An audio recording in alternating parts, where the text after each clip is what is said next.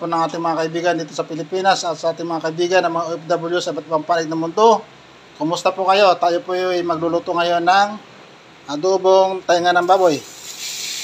Ayan pang luya at saka sibuyas.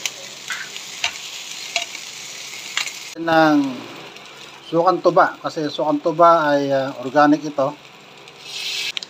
Okay, lagyan natin ng toyo. Ayan. So, konting toyo lang. Kasi naka-renal diet ako kaya bawal ang toyo. Pero dahil dito, gumamit tayo ng tainga ng baboy.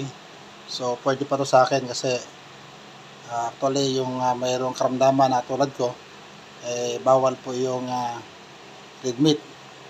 Pero sa tulong po ng titanium na ating kaldero, ay malaki po yung na-improve sa aking katawan. Mas masarap sana to kung mayroong pinya, pero wala tayong nakita pinya, kaya ganyan lang kasimple.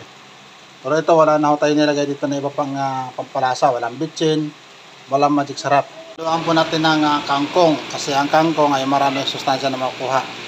Okay, tikman natin.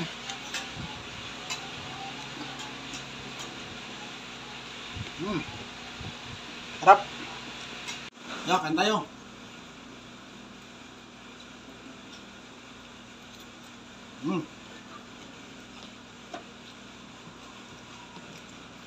Iba talaga kapag luto ng titanium.